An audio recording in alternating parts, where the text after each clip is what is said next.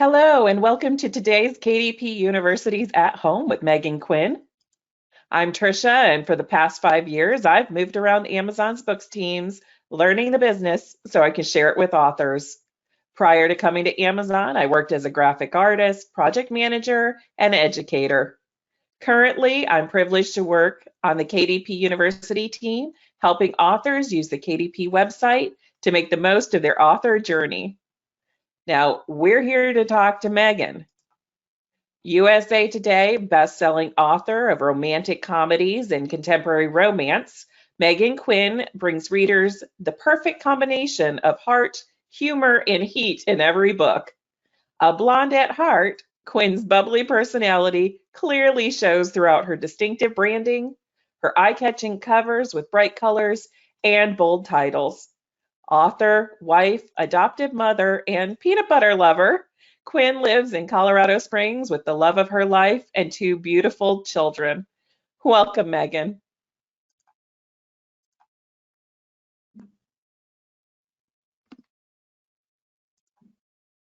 Hello. Hi. How are you doing today? I'm doing good, thank you. Good. Well, thank you for joining us. I'm so excited to be here. Oh, good.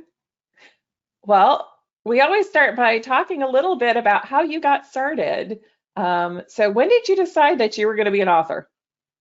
So I didn't really consider myself to be an author at any point in time. I enjoyed telling stories like around the campfire, and I'd always have people be like, "Oh, you should be a storyteller," and I'm like, okay. And it didn't start until I was working for Special Olympics at the time, and I had to commute an hour and about 25 minutes every day, just one way. Wow. So it was during the era where like books weren't really a thing. Spotify wasn't. So I was constantly listening to the same Adele CD over and over again. And so it got a little monotonous at times. And I also was reading a lot. I got my first Kindle in 2012, and so I was just blowing through books. And on these drives, I would think about the stories, and I would think about, oh, this person's doing this. Like, I wonder if they'll, end up in this scenario. And so then I would start thinking of scenarios in my head of the characters that I'm reading, and then I would start having these conversations. And I was like, all right, like I can either seek therapy for all of these voices in my head, or I can start writing them down. And so that's what I did. And we're better for it. Thank you. Yeah. So how long were you writing, like commuting back and forth before you started publishing them? A year, because I was so I was working for Special Olympics and commuting, and I was like, this sucks. So I actually got a job with a national governing body, which is, I don't know if people know what that is, but for the Olympics, there's different national governing bodies that look over each sport. And so I got a job with one of them out in Colorado. And so we moved to Colorado. I was living in New York at the time.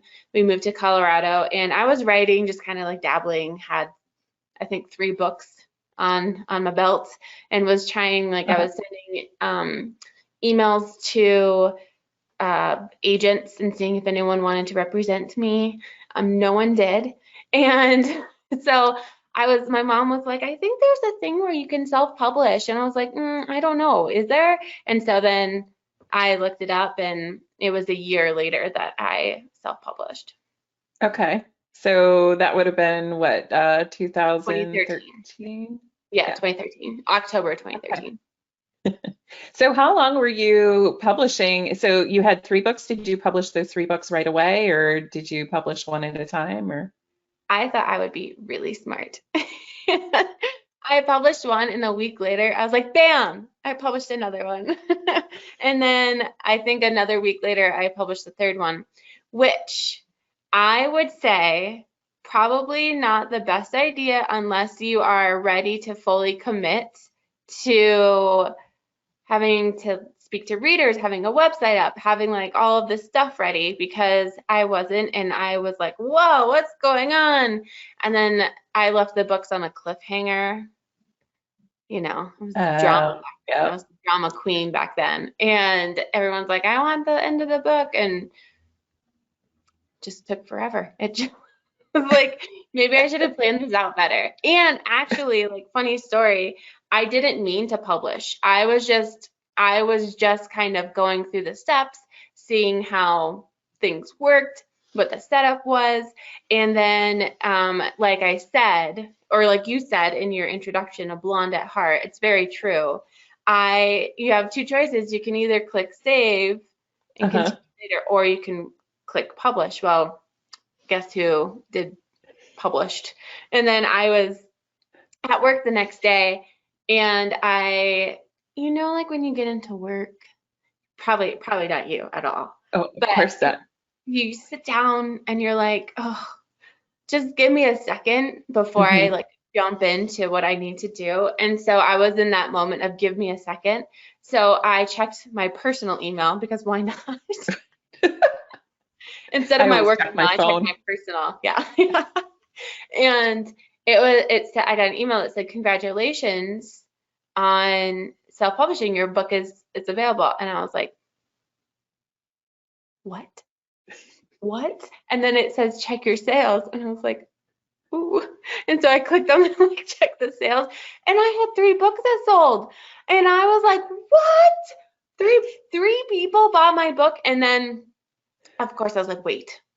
I texted my mom and I texted my best friend. I was like, did you buy my book? And they're like, your book's up for sale?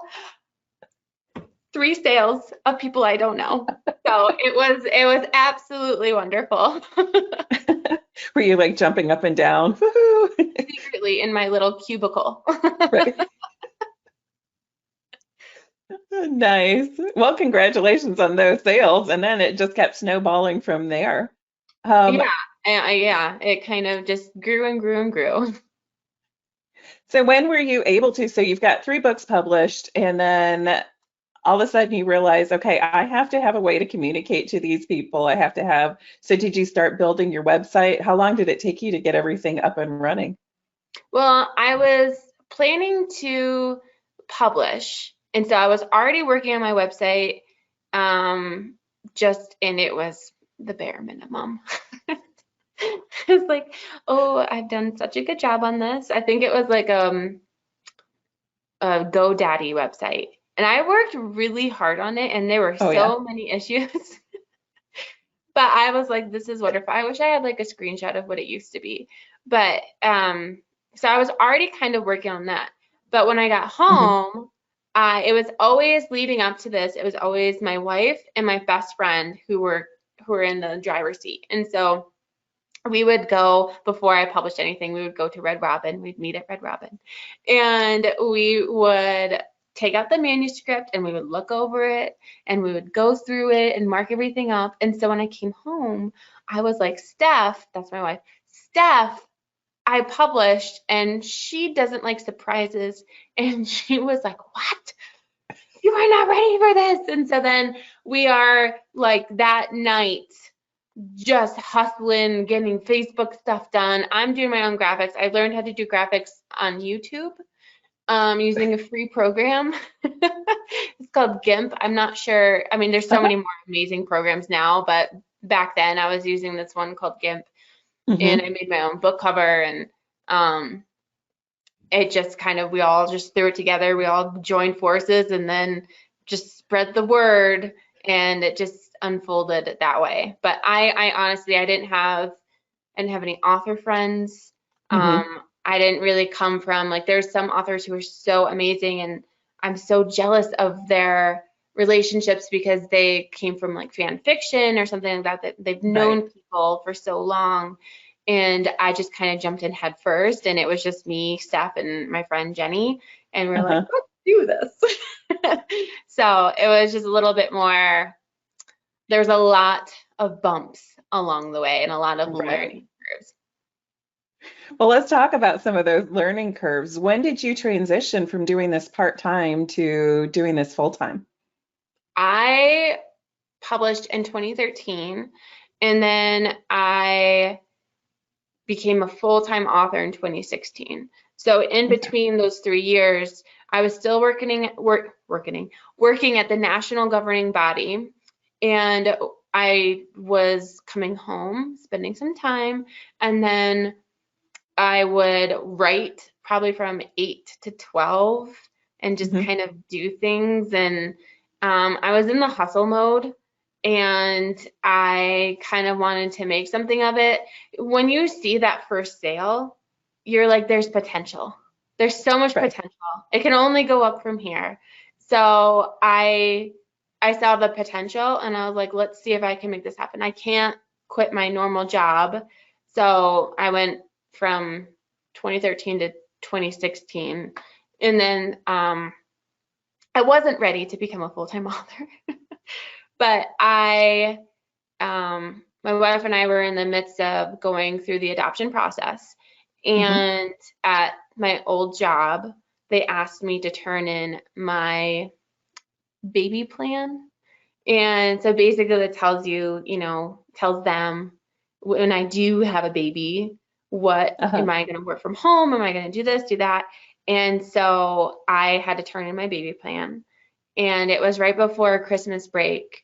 And I was pulled into the CEO's office, and he was like, Megan, you're doing amazing in here. Get your bonus for the year. We talked about my baby plan a little bit.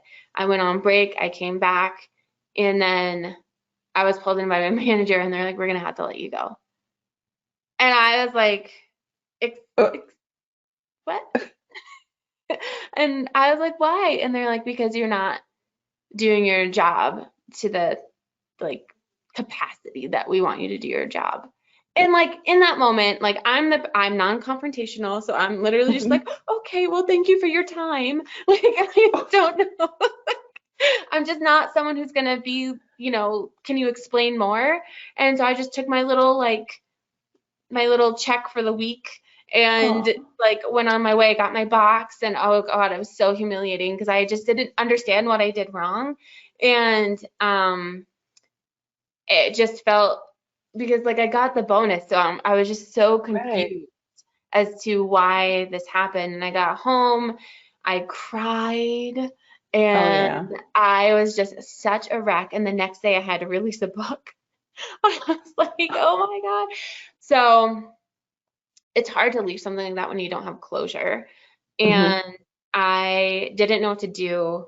We were still in the adoption process. So that day I was like, I need to figure out what's going on. So I signed up for unemployment because I was like, at least we have something coming in. Adoption isn't cheap. And I released my book, and then I called our adoption advisor the next day, and I was like, hey, I just need to let you know I lost my job, but I'm collecting unemployment, so there's still money coming in, and I just wanted to let you know, and hopefully this isn't going to be a situation for us. And she goes, have you collected any money from unemployment? And I said, no, not yet. It hasn't even really gone through. And she said, you need to call right away, and you need to eradicate that from your record. You cannot have it on your record at all, or else the adoption won't be approved. You cannot have unemployment on there. And so I was like, yeah. So then on release day, I'm on the phone with unemployment for 2 hours trying to be like, hi, I signed up for unemployment, but I actually want to take that back. Can you do that for me? Just kidding. So they, obviously it worked out. What am I going to do? And I can't start a new job. We're, in the midst of this process. And so I was like, I guess I'll try to make this author thing a full-time job. And I jumped head in first, and I was like, let's go. And 11 days after that, we were matched with a birth mom. And I was like, well, this is it. Sometimes you think you've hit rock bottom, but I honestly, to this day, I still believe that moment was preparing me to be a stay-at-home working mom. Mm-hmm. So it was rock bottom for a few days. And then the light bulb turned on. I was like, okay, this is what we're doing. We're going to make this work. Well, congratulations making it work. That's amazing. So how did that change? I mean, what was the difference between doing it part-time and then once you're doing it full-time, what were the changes that you made in order to make that full-time happen? Honestly, I really was able to connect with readers a little bit more. I Mm-hmm. had the time to talk to them. I had the time to speak with bloggers and let them know who I am, let them get to know my personality a little bit better. I think that's one of the things that readers appreciate the most is, how authentic an author can be. Mm-hmm. A lot of my readers know me, and they're, a solid group of people who stand by my side and help me release a book every time I go to release. And so I was able to establish those solid connections when I was full time. And then I also spent more time on talking to other authors Mm-hmm. and getting to know, making friends, because that was really hard for me. I was also a little bit younger at the time, and then some of my author friends, and so I think connections were a little bit harder. Mm-hmm. But in general, it helped me just establish myself better, and then kind of hone in on the craft and taking my time rather than rush, Mm-hmm. and I also was able to have a better like work-life ratio. So I wasn't like 8 to 12. Like Right. I was working during the day, and then I was able to do fun things afterwards. So then it was a bit of a better mindset for me going into the next day as well. So how did that change your release schedule or your marketing for your books? So I wrote more, therefore Mm-hmm. released more. At that time, I was just kind of willy-nilly, like, here's a book, and here's a book, and here's a book. Now I'm a lot more calculated in how I do things and how I release. My marketing plan is a lot better. But during that time frame when we were in the midst of adoption, I was fired in January, and then we adopted our son in May, the end of Uh-huh. May. So during that time, I was just trying to gather things, trying to form some sort of plan. And then Mm-hmm. after that, it really was just a lot of hit and misses and a lot of learning. Mm-hmm. And I would go to conferences and I would learn, and just talk to a bunch of people. So yeah, it's taken a bit of time, Mm-hmm. bumps and bruises along the way. What was one of the things that you think helped you most in that learning process? Is if you could pinpoint one or two things that helped you in that learning process, what would they be? I would say I had a very intense conversation with an author friend who was blunt and said, you have the potential to be amazing, but you need to work on this, this, and this. Mm-hmm. And she was the person that I absolutely looked up to. And the fact that she took the time to jump on the phone with me and was like, this is what needs to happen. Mm-hmm. Was kind of the changing moment for me. And I think if you can find as an author honest people, not people who are going to be your yes people, but honest people who are going to tell you what you need to learn, Uh-huh. that is going to be the motivator to kind of keep pushing you along and making those changes. Where did you find those people? So on Facebook, I was I read a lot. So Uh-huh. when I was reading, I was, always looking up to different authors, and I'm like, I love this book. Like, I'll just tell you, Helena Hunting, Uh-huh. she's the person who kind of changed everything for me and opened my eyes. And I went to conferences and I also met them, but I met her through Deborah Anastasia, and because they're besties. And Uh-huh. so Deborah Anastasia kind of took me under her wing and was like, come here. And I met her at a conference, and I just reached out. You just reach out to Right. people. And I was like, this is, hi, I'm Megan and I write romantic comedies. So do you. Do you want to be friends? So it's basically what I did. And, just reached out, and then the people, it's like you go to conferences and be like, oh, do you want to go to dinner? Yes. Oh, we're bringing so and so and so and so and so and so. And it just kind of unfolds like that. So to establish those connections, it did take a while, but you just kind of have to shoot your shot, go for it, and hopefully they respond and, want to hang out. Right. Well, I think I joke a lot about the author conferences. I think those elevator conversations and the conversation when you get invited to dinner with all these other people, I think those are more valuable sometimes than the actual conference itself. I mean, it's all about, to me, you can, throw down the gauntlet of like marketing money and all that different stuff. But word of mouth is one of the biggest things that you can use as a tool. And so meeting other authors and just being authentic. And my like biggest fear is that I'll meet someone and they'll think that I want something from them. And it's like, no, I don't want something from you. I literally just want to have a conversation. I want you to get to know me, and I want you to understand where I'm coming from and who I am. And when you establish those true connections, then that person, when you release, they're going to be like, oh, send me an ARC, or hey, like, why don't you come post in my group, or let's do some kind of release day celebration. Like, those are so important, because when you have other authors supporting you, it kind of grows, and those readers are like, hey, I love Meghan Quinn, but she also really likes Amy Dawes, so maybe I should read her books too. And then it just unfolds like that. So what other marketing tools do you use? You talked about you started with Facebook and building those connections to your followers. What else do you do with marketing? So with marketing, I do have a marketing plan that is always changing, always. Every release, I'm like, oh, let's try this. Let's do this differently. But, I have like a rollout on what kind of graphics I use, and make sure all of that's in plan. And then we have a lot of bloggers sign up for different things. We do a lot of Goodreads action.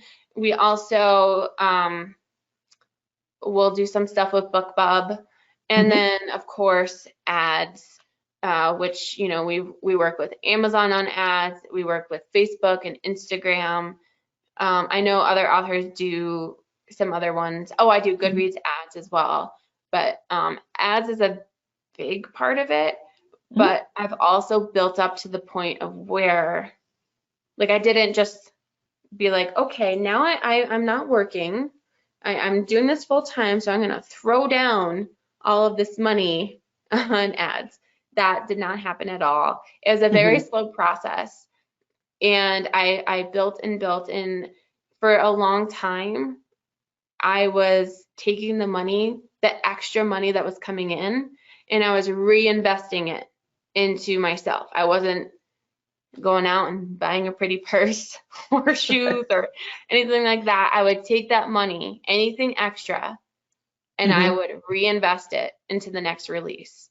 And then just kind of grew and grew very slowly. It's been a marathon. It's not a sprint. I think that's one of the biggest things people need to understand. It's not going to be overnight. It'll take time. It'll take patience, but it's going to be well worth it. But yeah, ads has been, a big marketing tool for me.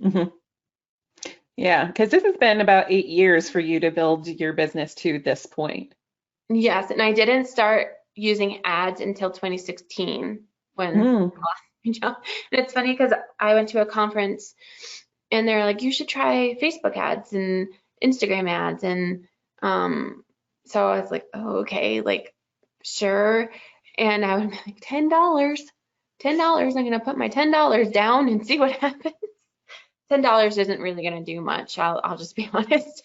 But I also did a Goodreads ad. And what's really funny is that ad, I think I said I put a limit of $100 for the Mm-hmm. entire budget.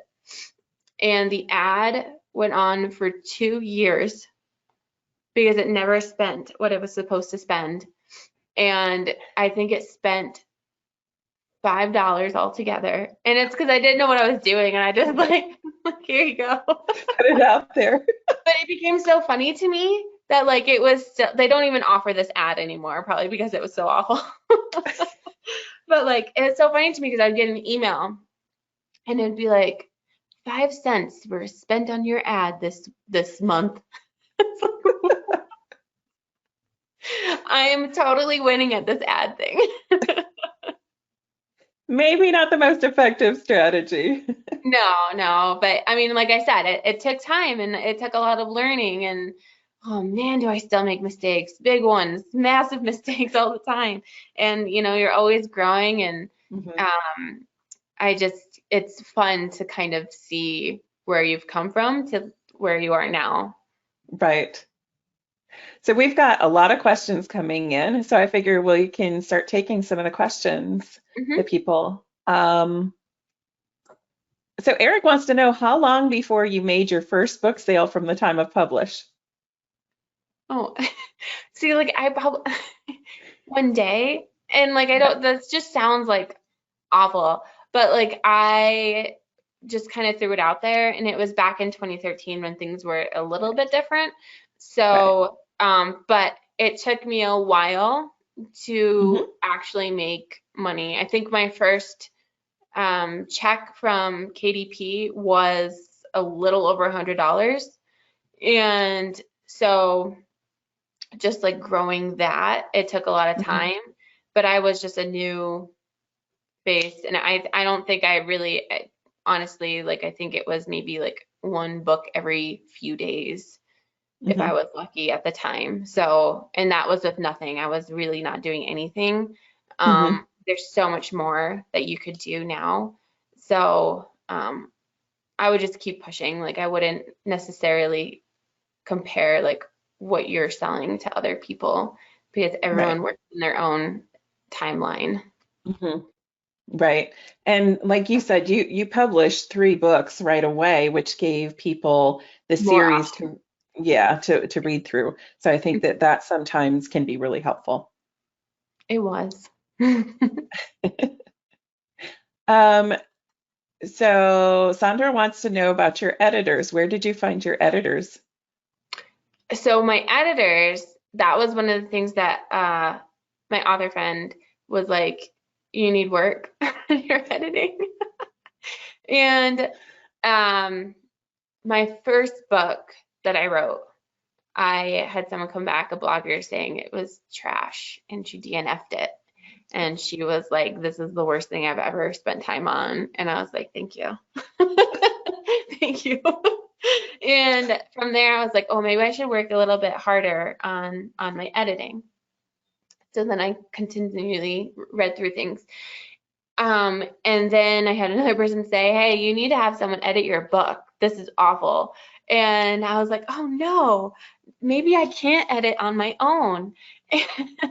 That's the facts. You can't edit on your own. Right. And so I found, I reached out to Marie Force a while back, and she had a little company that Hmm. offered support to indie authors, and I found an editor through her. And it was just me and this lady, and it still wasn't working because I'm Hmm. just a disaster on the keyboard. And so I actually had my current editor, she reached out to me and was like, I love your stories, but you need help. So we formulated a process where now it's basically I write it, I edit it, she edits it, another person does it, I do it. It's just like I think a 7-step process, Oh, wow. and which I never expected to begin with, but she did reach out to me. There are a lot of wonderful resources. Alessandra Torre does Inkers, Hmm. and if you connect with her group, she also does a conference, Inkers Con. you will be able to find all of the editing resources that you need. She's amazing. She's established such a great program for indie authors. So definitely check that out. Yeah, and InkersCon is coming up. I think it's July this year, and they're doing it virtual. All right. How many books did you have released when you transitioned to full-time in 2016? I want to say, I'm like, I have them over here. Let me just count real quick. Probably like 20, 15, 20, around that range. Okay. Like I said, I was still writing while working a full-time job and still releasing. I also am pretty quick when writing. It can take me 2.5 to 3 weeks to write a novel, and that's fast. Yeah. So I am a little bit on the quicker end, but yeah, about that much. Basically, if you want to go from a full-time job to a full-time author, my advice to you would be, I would try to see how much you're making as a author, and then try to match that up to what you're comfortable with living situation. So if you think that you can make, and I'll just be honest, I was at the time with my other job, I was making $35,000, and I was like, if I can make this much as a full-time author, I would be comfortable even using some of that money to like reinvest in myself.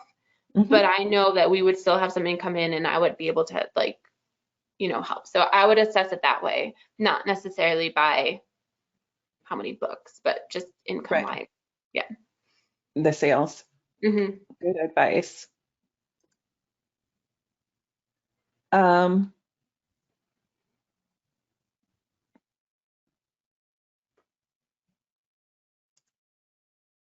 If somebody is just published and they're starting to struggle, right? They're not selling. What's some advice that you would give them to kind of reach that next level and start reaching the readers, finding their audience? So one, obviously make the connections, spend the time in different groups. And when I say groups, I mean social media groups, talking to people, spend your time on Goodreads, talking to people on Goodreads. That honestly, one of the biggest things that you can do is make those connections. I remember making a blogger friend, and we would just talk about whatever.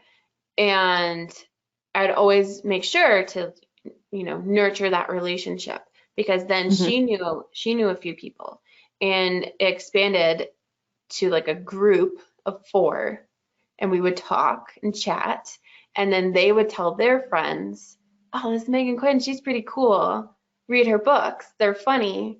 And then it would just kind of grow and grow and grow. So, and then while doing that, I would also continue to write, and I would continue to keep making sure that you have something on the back burner that you can release, so that when you start making those connections, you're not just relying on the one book, but you're also, sending out more and be like, oh, you guys, like, I'm about to release another one. Like, isn't this so exciting? And just having those like genuine conversations with them. But I do think establishing, meeting people in different groups and in all the different avenues that we have available now, I think it would be one of the most beneficial things, and then continuing to hone in your craft. Right. I think sometimes new authors don't understand that nowadays building a brand is a lot about those author relations. As the author, you're the brand, not the color of your covers, not the way it used to be, but it's actually you and those relationships you build with your readers. 100%. And my business manager, he always says, what's your best attribute, Meghan? What's your best attribute? And I'm like, I don't know, that I work hard. He's like, no. He's like, that's not it. He said, your personality and the way that you connect with people. He said, that is your best attribute. That is what has brought people in. And if you can excel at that, then, you know, you're doing yourself a service. And you don't, and I'm not saying I'm not some person, I'm not super outgoing. I am incredibly shy. If you meet me at a conference, you'd be like, who is this person? It's not the person online that I know. I turtle in sometimes, and I get really shy and uncomfortable. I have a hard time projecting my voice sometimes, so people can't hear me as well. So I just have this nervous tick about me when I get into big situations where, you know, I'm slightly uncomfortable. But I put myself out there anyway because I'm hoping that I come across in a good way. Like, hopefully, and then sometimes I have been known to message people, email people afterwards and be like, I really think I sucked and I'm so sorry. Like, even readers, I'll reach out to them and I'm like, I'm so sorry if I was not on point. Like, you just kind of have these moments. But yeah, your personality is, and just being your genuine self. And also, one of the biggest, best things you can do for yourself when connecting with other people is staying out of the drama. I don't talk about what's going on with drama. I don't immerse myself into it. I just slide on by. I stay out of politics. You know, no one wants to hear that from me. My mindset going into anything that I post, anything, is this entertaining? Will this make someone laugh? Will this make someone smile? If it does not, what's the point? My job is to entertain you, and I'm not here to project my opinions or anything else. I just want to help you escape reality for a few seconds. If I can do that, then I'm doing my job. And I think that's one of the best things that you can do for yourself going into self-publishing. I think that's smart advice, you know, and realizing that your brand specifically, it has a really great sense of humor, and then leveraging that in your relationships. Yes, exactly. Is your primary target audience in the US or is it global? It's global. I try to reach out to as many people as possible. I do run ads in other countries. They're not as heavy as in, you know, the US, but I do run ads in other countries, and I do have I think about 20 foreign translations. So you know, I try to be as global as I can, as welcoming. Now, do you publish in paperback, ebook, audio, all of those formats? Yes, and you just reminded me because I released a book today, and I was like, oh, I have to put the Congratulations. paperback up. You know what you'll be doing after this? Like, oh, you know, then. Yes, I do audio, paperback, and ebook. I just recently have been able to get it together and publish my audio simultaneously with my ebook, which what a challenge that is. But so far so good. We've done it every release this year, and it was a goal. So that's difficult though. But yes, as many formats as we possibly can do. So let's talk about that. So if you're publishing an audiobook at the same time you're releasing your ebook in paperback, audiobooks take a minute to produce. So what's the time frame between I've finished writing a book and we're actually publishing that book? What's that time frame look like? So for me, I have to get the book fully edited, completed to audio 6 to 8 weeks prior to release. Okay. So then technically, let's say 2 months, and then a month of editing and all that stuff. So 3 months prior to me, like going like the end, and then and then going through the process of everything. So yeah, I'm working on stuff right now that's for my publisher right now. I'm working on stuff that's for 2022, and I'm finishing up something right now for November, and then I'll start working on January ASAP. Gotcha. So are you both traditionally published and self-published at this Mhm. point? Yeah, so I was able, one of my biggest goals was to be traditionally published. Hmm. And just because I think it's always great to have your hand in every avenue. Hmm. Um, and so I, worked hard, the indie publishing, all of that stuff. It really helped me get noticed and establish my brand and who I am. And then 2018, because it's 2020 now, I got a contract, or maybe it was 2017. I don't know, one of those years. I signed with Montlake Romance, Uh-huh. an imprint of Amazon, and they are just spectacular to work with. I just got edits back last night Hmm. from the team, and the way they're just so nice. They're like, Megan, this was so well done, these edits, and your professionalism is so great. I'm like, oh, look at me. So they're wonderful to work with, and it's a great way. I like being hybrid. It's a great way to expand that Hmm. readership. And I've also been able to kind of establish the two different brands within the Meghan Quinn umbrella, Yep. which, stuff for my publisher would be a little bit more high concept romantic comedy. And my indie stuff is a little bit more risque, you know. Oh. And so I'm able to have kind of the best of both worlds, and I really enjoy it. So are you in Kindle Unlimited or KDP Select, or no, are your books wide? Oh, you are. Yeah. Okay. And so, yeah, I'm Kindle Unlimited, everything. Hmm. And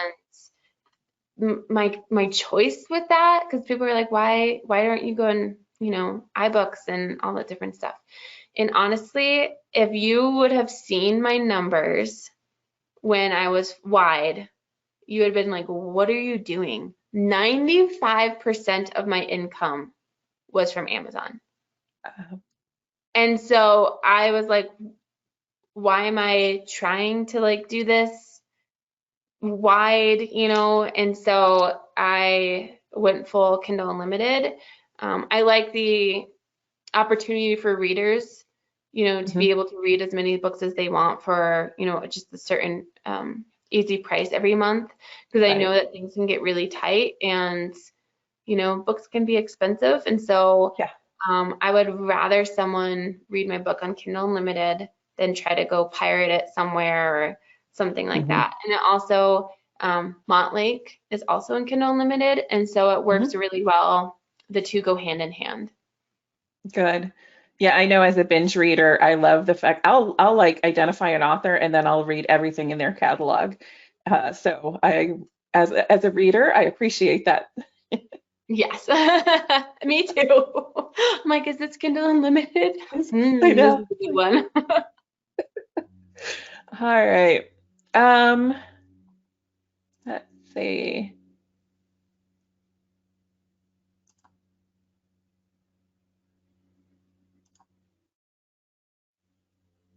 Um, Sandra wants to know, do you have more than one editor? And because when you're just getting started, they can be a bit costly. Oof, they are costly. They are. You can find some good people out there.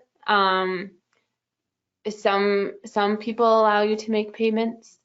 Uh-huh. But I do have a content editor who also does line editing. So she's the same person. And then I Hmm. have a grammar editor who is Hmm. ruthless. And I have a proofreader as well. Uh-huh.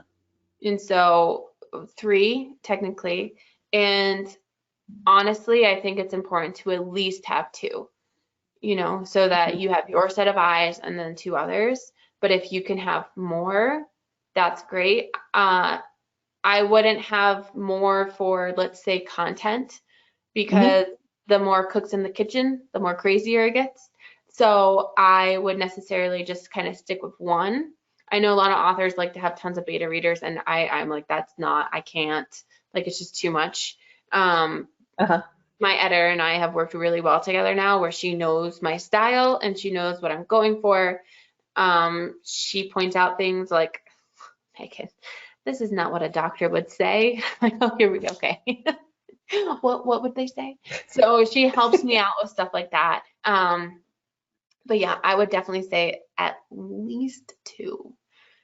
You know, if you Okay. can get more, Hmm. that'd be better. If you can just have even like your friends and family, the proofing is like one of the biggest parts, because even I still have mistakes with the amount of eyes that are on mine.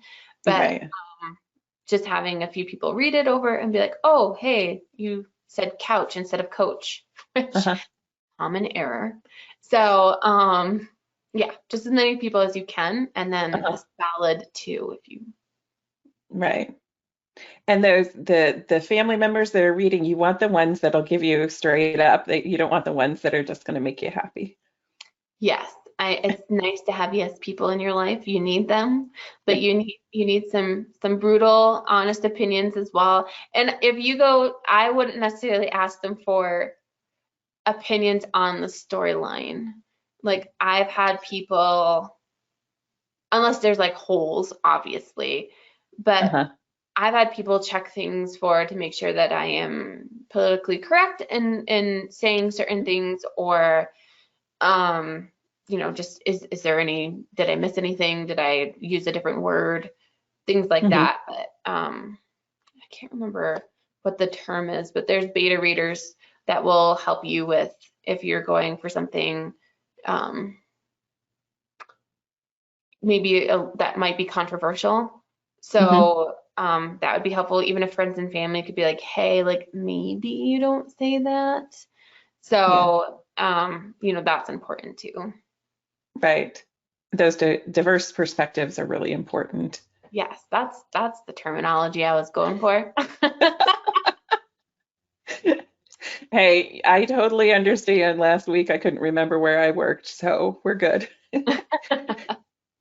What's the page count of your books? Usually about 350 to 400.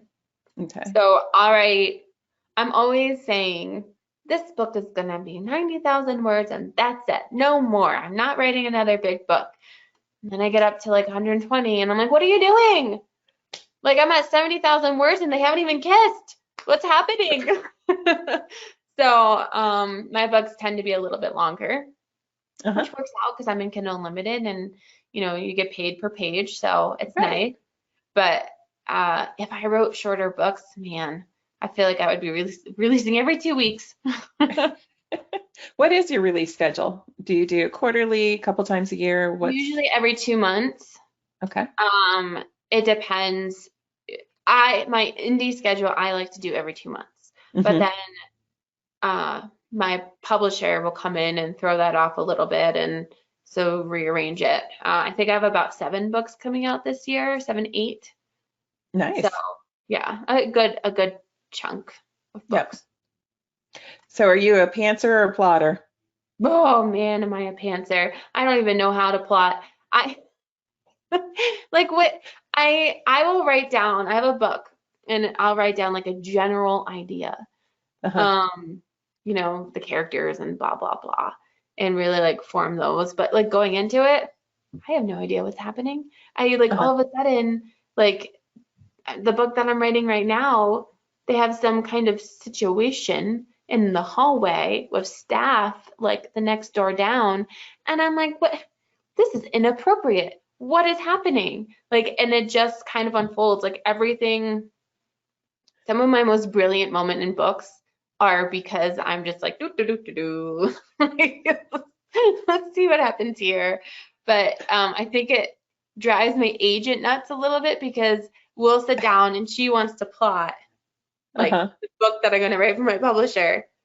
And I'm like, so what do you want me to do here? Like, oh, I don't know. And we'll plot out this book. And then I'm like halfway through and I'm texting her and I'm like, sorry, I'm not in here. That just went totally out the window. And she's like, we'll see what you come up with. Like, I'm sure it'll be good. Oh. So Dorothy wants to know, who do you read?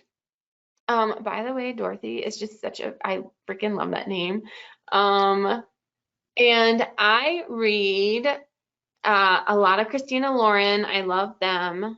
I'm on like a Sawyer Bennett kick right now, and who I've always loved. And she was one of the nicest people and really just kind of welcomed me in. I met her at an RT convention back when RT was having conventions.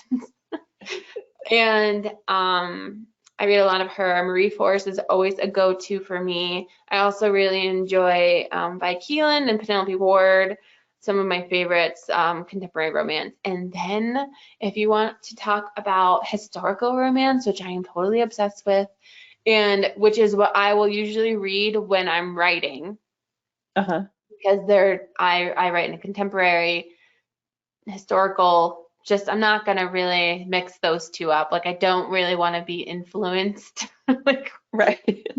writing unless some, kind of weird hay bed comes into play, then we know what happened, what Meghan was reading at the time. But Tessa Dare is just brilliant.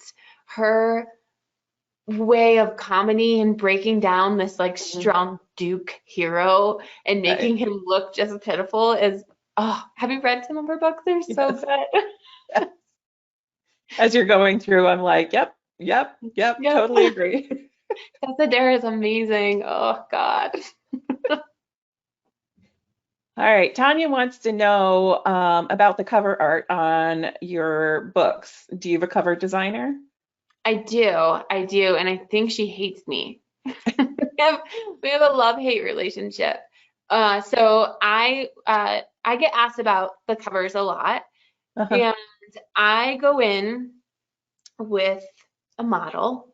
I troll the Instagram, and I slide into DMs, and I'm like, "You're attractive. Have you ever thought about being on a cover?" It's very uncomfortable. And I feel so weird doing it. I'm like a mother of two. Like, you have muscles. Want to show them off? So I slide into DMs, and then I get the photo shoot done. I always do a custom photo shoot, which I think stands out a little bit more. If you can't do a custom photo shoot, totally fine. Find a great stock photo.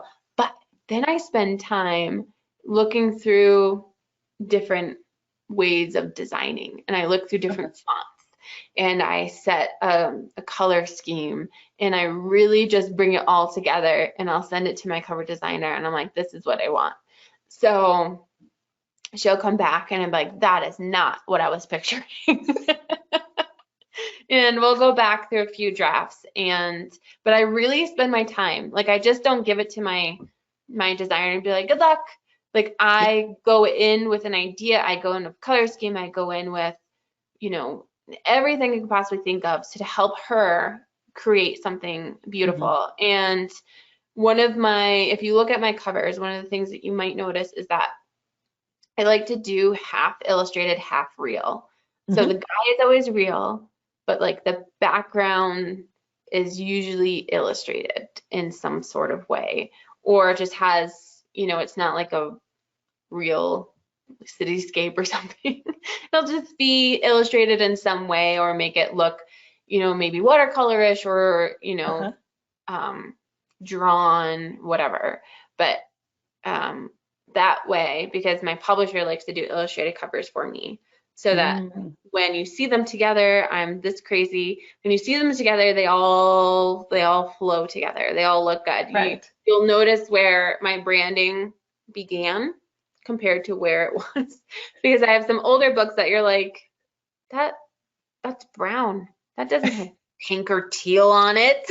It's a brown cover, and it's because I just haven't recovered. I haven't really done anything differently with it, but yeah, branding is important. So when you go in, make sure it sticks to your brand. So then people see it, they go, oh, that's a Meghan Quinn book, without even having seen my name on it. Right, exactly. And yeah, I mean, but the font you use for your name is always the same, right? It might be in different locations, but that's always standard. Yes, and I think that's really important. That's something that I learned along some of those bumps along the way. I don't think I changed it until 2016, when I was like, oh, People use the same font. That's something I should do too. I should pick up on that. Yeah. Any thoughts of going back and rebranding the old ones in the brown? I do have it rebranded actually into a box set, and it's pink, shocking. But I haven't released it yet. So when I do, I'll take those down. There's a few in the backlist that are like, yikes, like those need to be different. We just haven't gotten to it yet. Gotcha. Dorothy says that you have permission to use her name as a character. I have already used the Dorothy, and she's been a daddy, and that's why I love the name so much. It's so classic. But if I didn't use it, I would totally use it again. So your romance, your romance are male, female, correct? Or Yes, is it? correct. Okay.